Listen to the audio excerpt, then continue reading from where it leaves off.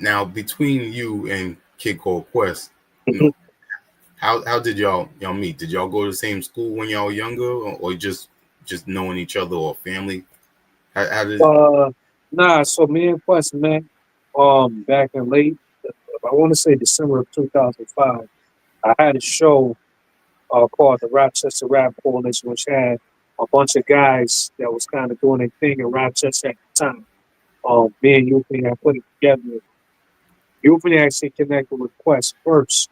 Quest had mailed him some CDs. It wasn't even like, this is really before he was like emailing stuff if he wanted money to take his stuff. So he emailed Euphony some CDs. I remember hearing Quest stuff for the first time. This is around the time he did J Quest first Ninth Wonder, I want to say, back in like '05. So Quest first link with Youth, it was on some music stuff. Euphony kind of fell back, but I was still, doing my thing. And me and Quest just connected like that. And we've been connecting ever since. At the time, Quest had a group with another friend of ours named Eno.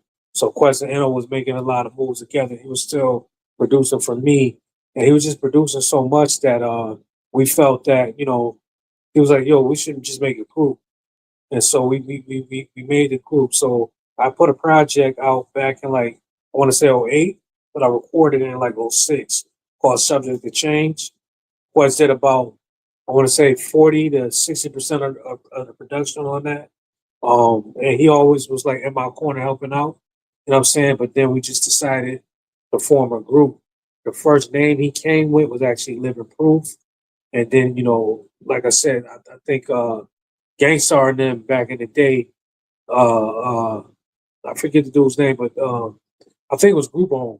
I think they had like a song Living Proof, or I don't know if they had a group. Of course, decided to change the name from Living Proof to Young Black and Gifted.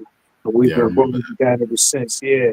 The first project we put out, I want to say it was like around 2012, 2013. But like I said, we was working on music before when he was producing for me prior to that.